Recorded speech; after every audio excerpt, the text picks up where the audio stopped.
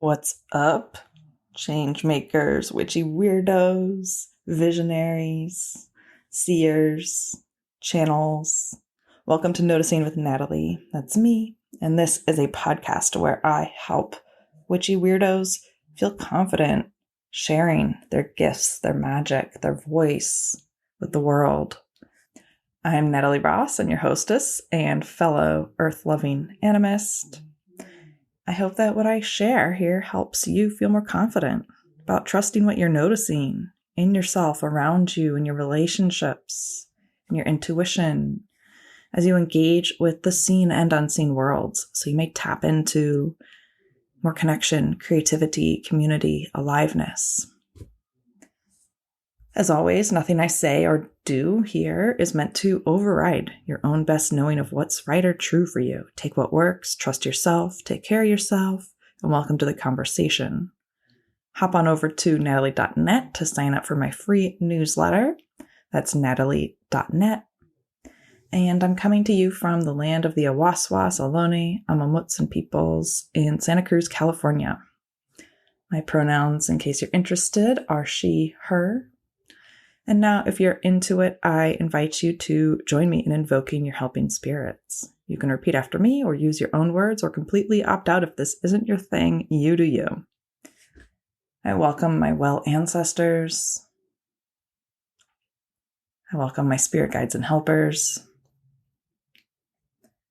I welcome the earth, air, fire, and water. I welcome the benevolent spirits of the land I'm on. Welcome the little people. I welcome the spirit of this podcast to protect, guide, inspire, and support me today, as well as my listeners, whatever their prayers are, whatever they most want and need, with grace and ease, so be it. My work in the world as of now, it's August 2023, has been around helping people, facilitating people to experience connection within themselves, connection with other humans and other beings in both nature and the spirit worlds.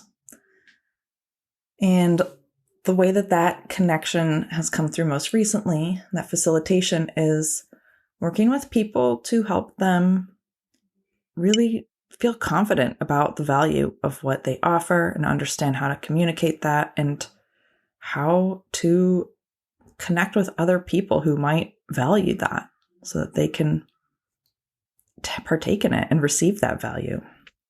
And in the modern world, we'd call this offer creation, marketing, stuff like that, which is honestly a little cringe every time I think about it, because I'm like, it just already has so much meaning and so many assumptions put into it. And so my whole approach to marketing and offer creation is rooted in connection, rooted in acknowledging and honoring the connection, the relationship that's being created between oneself and the world, that invitation that's being put out there, inviting people to engage with you, to engage with your creations, your gifts, your soul work, what you offer. I think a lot of offer creation and marketing know-how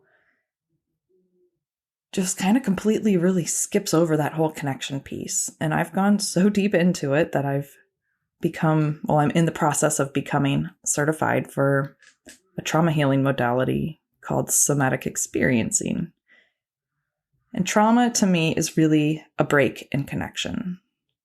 It's a break in connection with the here and now, with the present, with one's aliveness, with one's sense of belonging in the world. It's a break of relationship. And we will get way deep into that. That works with the nervous system, that works with the unconscious and conscious mind, with sensations. It's very rich work. But before I get into that, I also want to introduce a little bit more about me, just some foundational things, and feel free to ask me questions. So I'm not going to get too deep today, but I just want to share some things. I've already spoken about my inherent belief that there's no inherent meaning in the universe. And to me, that doesn't mean that there's no meaning at all, that we can't make our own meaning, or that everything's pointless, though if I'm in a depressive funk, it can feel like that. But it's more that I don't feel that there's one supreme meaning that is truth with a capital T. I really feel that each person has the freedom to make or choose their own meaning. And I shared more in the first episode about how I make meaning, what brings me meaning. But another part of that meaning is my experience, my worldview as an animist, seeing all life and all beings, including elements and inert objects, as mainstream society might call them, as equal and worthy and full of aliveness in their own way. In this animist perspective, animals and non-human beings are sacred and just as equal and worthy as humans. And I even see that in the animal of our own bodies. I talk about this a lot, about engaging with the animal of one's body, not as an insult, not as nothing near an insult, but rather a recognition of the sacredness, the wisdom of creation that is our bodies, that is within us as living beings, that is beyond just our conscious mind. So that is very everything I say, do, offer, speak, see is through that lens of being part of an interconnected living universe with seen and unseen realms. And that's fun to me. I mean, it's also brings a lot of deep grief because of how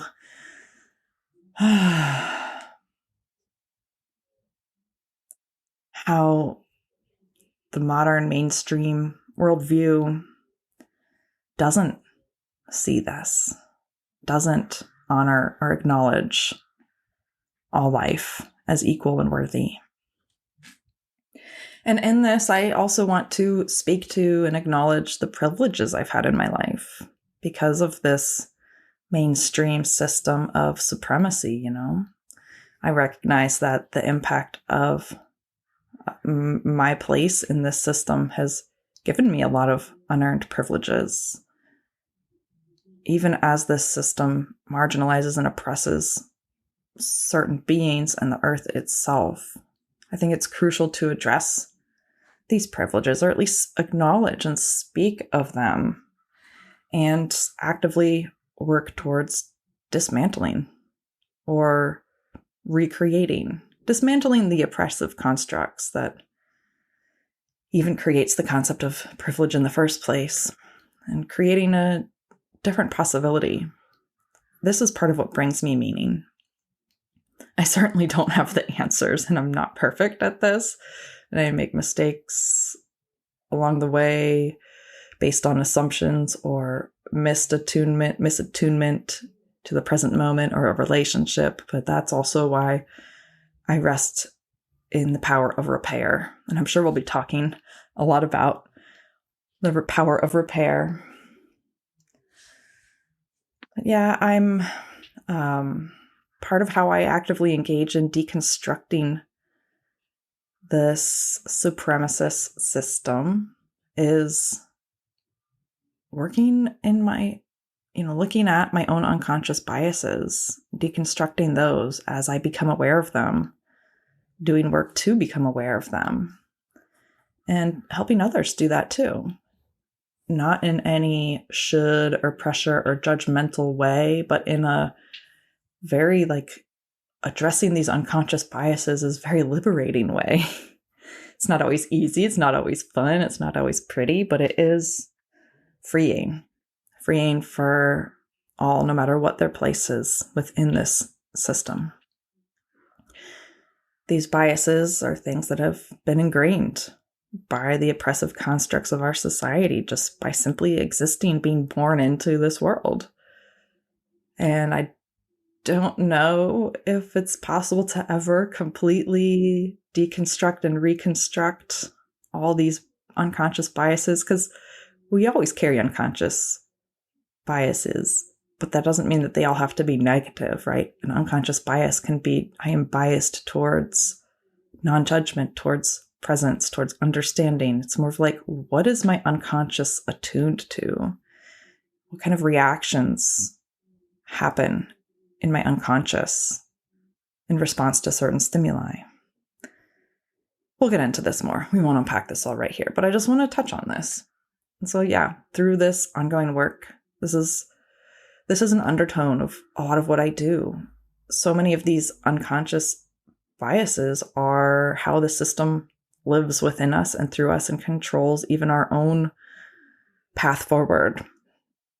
And I love to help people decompose this and recompose new patterns. See what patterns emerge from a place rooted in one's expansive being beyond the meanings imposed by the system. I also want to talk about my own experience with trauma, disability, chronic illness, and pain. And, I have faced my fair share of struggles as well. I don't think that you can live in this world without facing struggle, right? I don't know. If I'm wrong, tell me. But I've navigated debilitating, complex trauma from childhood that deeply, deeply impacted my life. Still does to this day, but I've been fortunate and privileged to have access to resources that have helped me find a lot of healing and liberation. And that's part of what helps me, what drives my own meaning making and what moves me to do the work I do in the world and to show up despite my own challenges, despite the sometimes overwhelming situation we seem to find ourselves in sometimes in late stage capitalism and climate change and just thing after thing after thing, challenge after challenge after challenge in the world. I also have been diagnosed with premenstrual dysphoric disorder, which is classified as a disability, and it is definitely disabling. It's a very intense experience where in the week or so before I get my period, I just feel like a different person. And I've been able to find a lot of relief from this through lifestyle choices, food, exercise, mental health support. And I take Prozac for this too. Prozac has been game-changing. It hasn't eliminated this experience, but it's definitely softened it. And after years of doing so many things, having being very dedicated to different diets and routines and meditation and journaling and even therapy and all of this, taking Prozac, I started 2021, early 2021. So it's been a little, I think that's when I started. Was it 2022? Okay. I don't know when I started, but it was pretty recently, within the last couple of years. And it really helps a lot. And so I'm definitely someone who does not have any ideas of needing to be pure and not take in any sort of prescriptions or things like that. I actually find them to be very helpful in certain circumstances. And I think for myself, without having already done so much inner work and somatic therapy and personal development to really have access to some sort of nervous system regulation and sense of self and groundedness and access within my own energy. I think Prozac would have been a very different experience. It probably would have helped still, but I think it was just like this. It's like I don't know, it just kind of helped make everything else easier. It really has, without dampening my creativity or aliveness. And I'm really grateful that it works for my body chemistry. I'm also someone who has been recently diagnosed with ADHD. I know there's a whole big trend of this happening.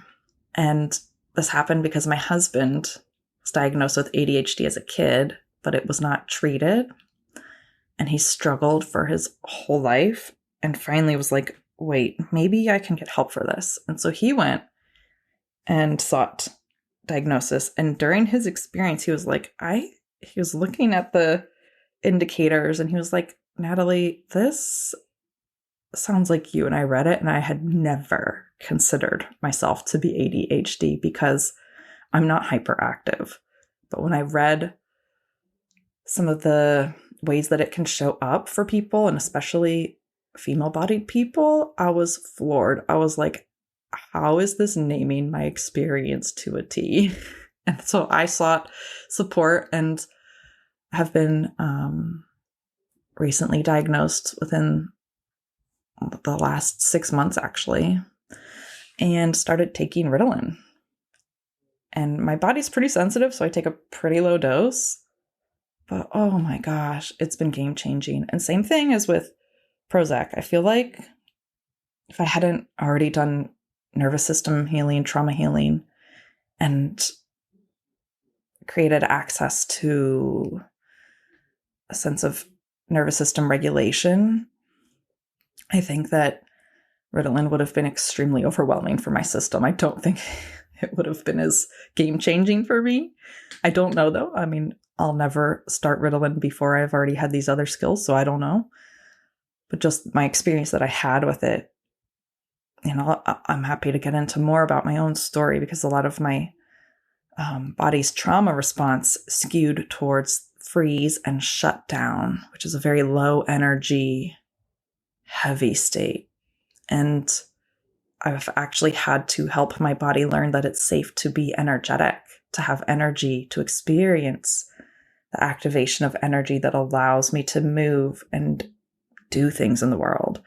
And so I think if I had taken Ritalin, which activates that sort of energy that helps you do things in the world, I think it would have triggered my body's threat response and just looped me right back into that shutdown. So I don't know. If that doesn't make sense, don't worry about it. I'm going to be talking so much more about the nervous system and trauma and all these things, but I'm open to any questions, or really I'm open to sharing about my journey because I hope it can help other people with their own journeys. I've been helped by people who have vulnerably shared their mental health journeys with me.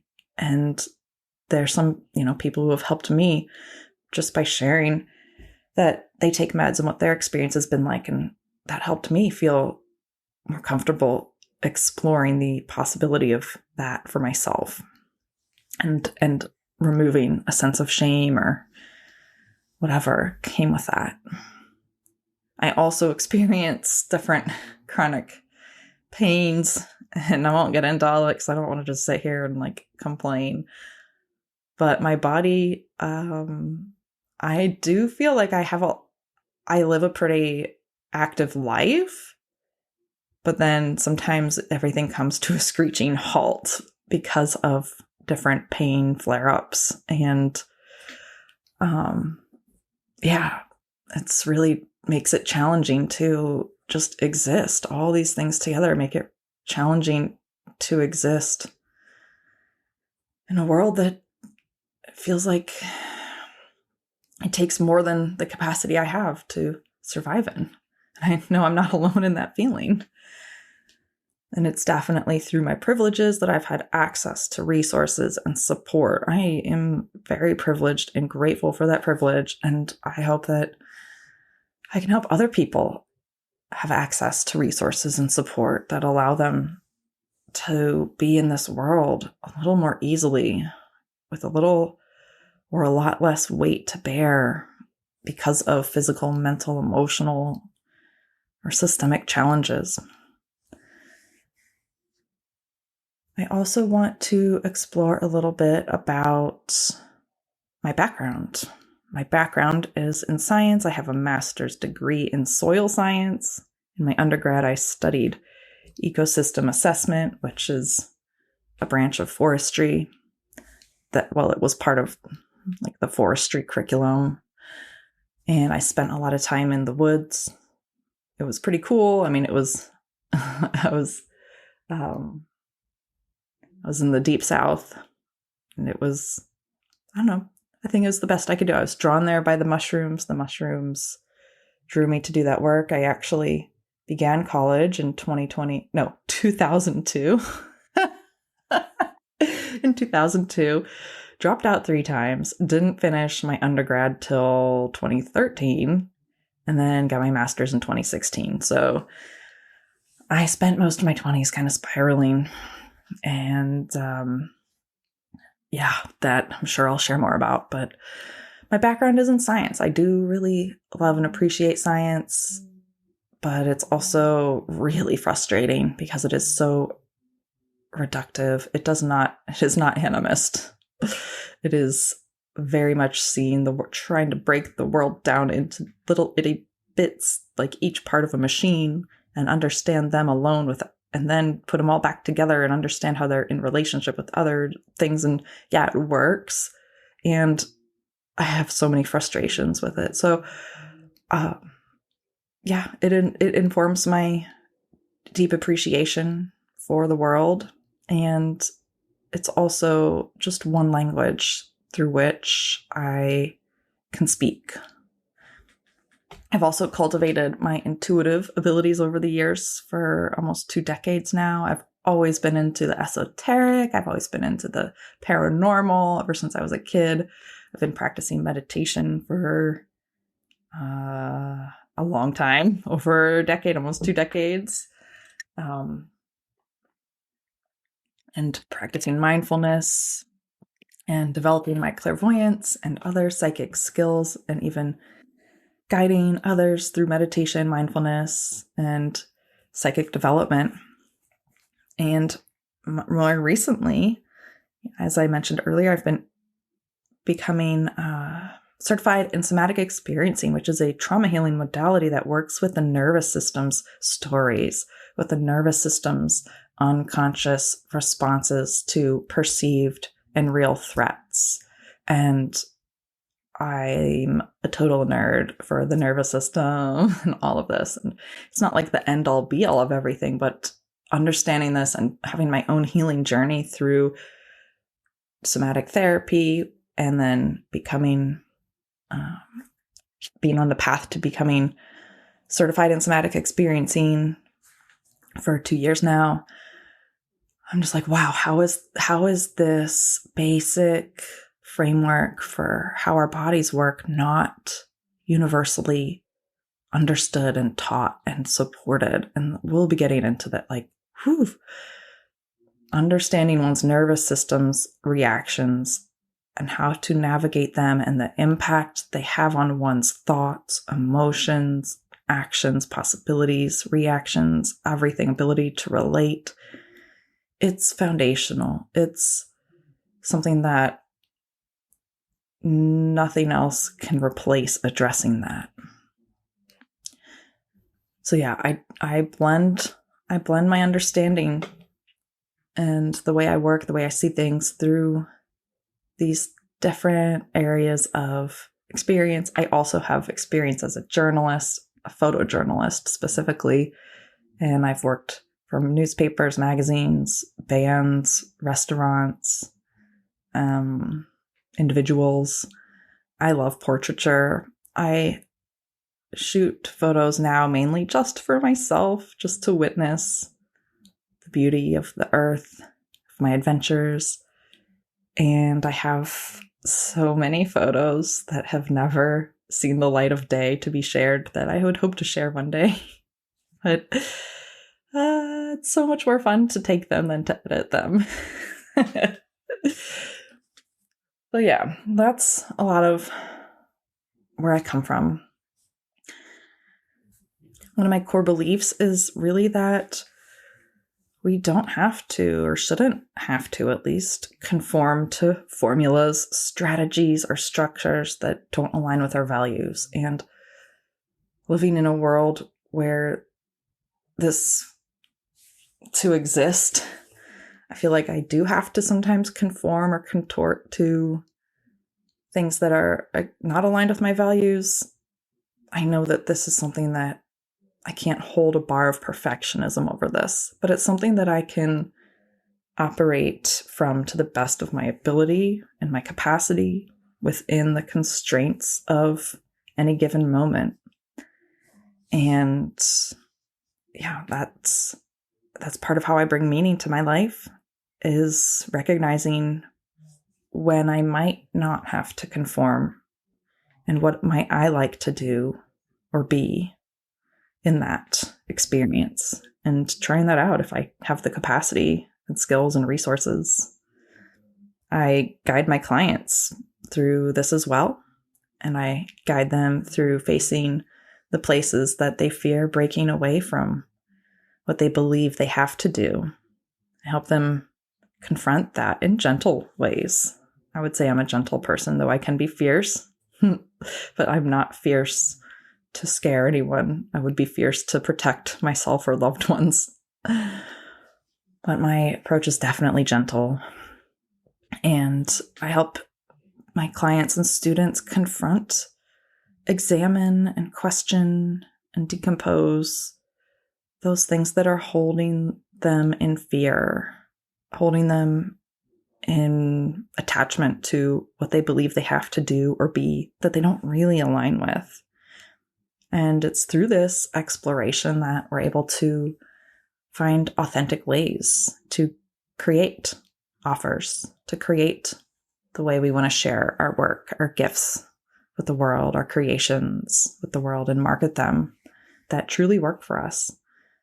And I'll be the first to say this is not an instant or easy journey.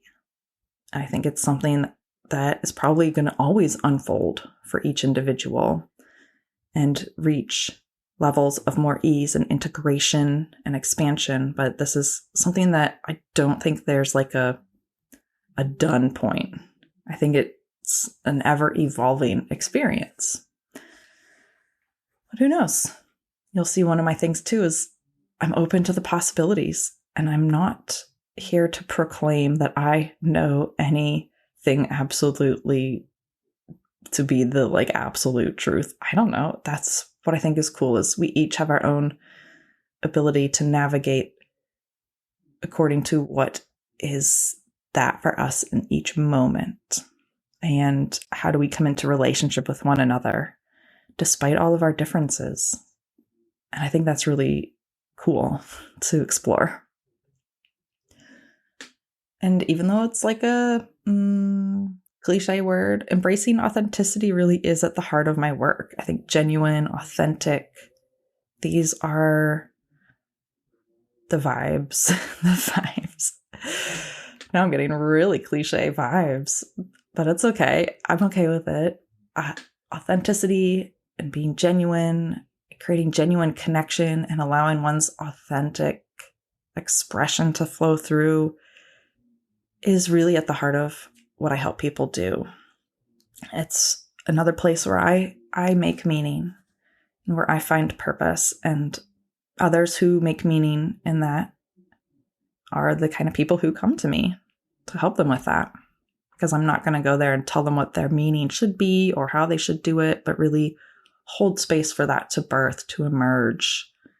We're going to decompose whatever's blocking that from coming through and allow that to nourish the seeds of what's sprouting, what's already blooming there under the surface.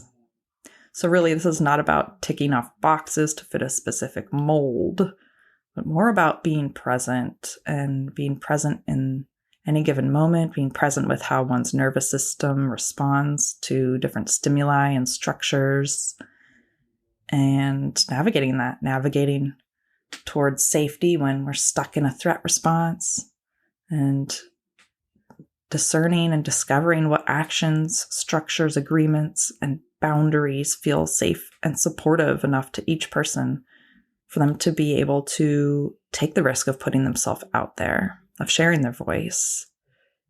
So this doesn't look any one way. It's different for everyone, and that is fun as well to me. So yeah, I really appreciate honoring the unique pace and needs of each person's body, mind, and spirit.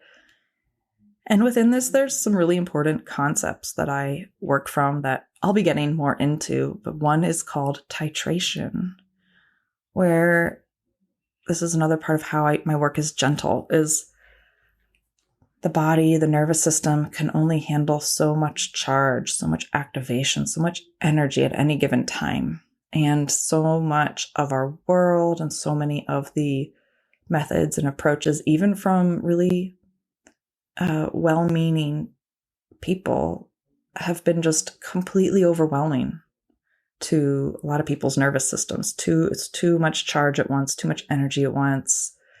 And titration is an approach where we only tap into as much charge or activation or energy as a person's nervous system has the capacity to handle at any given moment.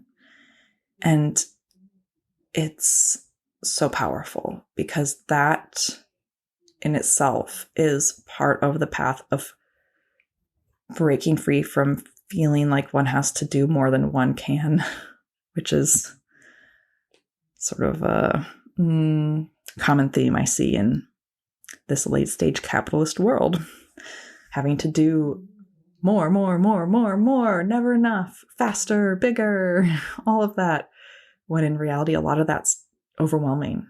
And so there's no one single amount or set point or anything here that we're trying to reach or avoid or whatever. It's a journey, and it's not always perfect, but a lot of the work I do is really being able to notice where someone's nervous system is at and help them learn to notice that for themselves and learn how to titrate their own activation for themselves so that they're not doing too much too fast and then getting overwhelmed and collapsing and having to put it all together from scratch again because it all fell apart. I don't know if that makes sense, but I know that's been my experience of a lot of things. And I still go through it sometimes. I mean, that's life, but yeah. So while the work I do may be intense, it's titrated. It's titrated in a way that's meant to be digestible, doable, and encouraging that expanded ability to hold charge. And it's I think about it like if you went to the gym to lift weights after, you've never lifted weights or it's been a really long time and you wanted to lift weights. If you went and just lifted the heaviest one and you didn't even know proper form, much less have the muscle strength to do that, you could really injure yourself. And that's kind of the same thing we're doing with titration, is instead of going to the most intense activating part of something, we start by building proper form and only working with a weight that our body can handle at a time. And then that allows the body to grow stronger and hold more charge and more activation without getting overwhelmed until the body can handle great amounts of charge and not so that one may endure terrible things, because it can be used that way for sure, but so that one can live, so that one can face the risks of living and expressing oneself and putting oneself out there and taking the risk of connection, because it is risky. I'm not going to lie. It's freaking risky, right? And so in order to be able to face that risk, we have to kind of work out our nervous systems. And that's why I like to say I'm like a nervous system personal trainer. And I also want to emphasize that while nervous system work is vital, it alone cannot abolish the oppressive structures of our society. There's so much that goes into this, what creates these oppressive constructs and structures. And I think nervous system work is very important and part of this. But I don't ever want to give the impression that this alone is all we need to deconstruct this. So I just want to name that. I do think nervous system work provides really valuable support to individuals on their path. And I think that just getting to a place where one can even express their voice and share their soul work is in itself part of that work. And that's a little niche that I hold space for and hold here, is helping people to deconstruct the ways supremacy blocks them from speaking, sharing, connecting, offering their valuable soul work and gifts that might not be valued by the system or by the mainstream, but are highly valued and supportive to the aliveness of our living community of humans, plants, animals, insects, elements, etc. So yeah, there's a lot there for sure. And we'll be getting into that as well, because it's part of what I think about and act on and do in the world. And yeah, open to talking about these things. So I really do feel that in our individual healing and thriving, we do contribute to the collective liberation that I would like us to have access to. And, it really is coming from this individual to collective level and the collective to the individual level. It's all about relationship. And a lot of the work I do, just like I said in the beginning, the work I do is in helping people heal the possibility of connection, heal their ability to connect, heal that ability to be in authentic relationship with themselves, with a full spectrum of their selves and with others, with nature, with spirit, and tap into that aliveness to express that, to be that, despite some of the things that we face in the world that try to prohibit that or squish that. Thanks for joining me here in this episode. I hope that this was illuminating for you, or at least helps you feel more connected to or understand me a bit better. And remember, this is a journey. We're in this together. If you resonate with what I've shared today, I invite you to subscribe to the podcast if you're not already subscribed in your podcast player, and share this with a friend. If there's a friend that, whether it's this episode or just sharing the podcast in general, or any of your episodes, favorite episodes that you hear, if you share with a friend and then that friend shares with a friend, these are powerful ways we can create change without having to rely on the system's algorithms and rules and constructs and whatever, So thank you so much for listening to me for just getting into this. And I welcome questions, comments, reflections. You can get in touch with me at natalie.net. You can sign up for my newsletter there, or contact me through my contact page. And yeah, I hope to hear from you. Thanks for being here. That's natalie.net.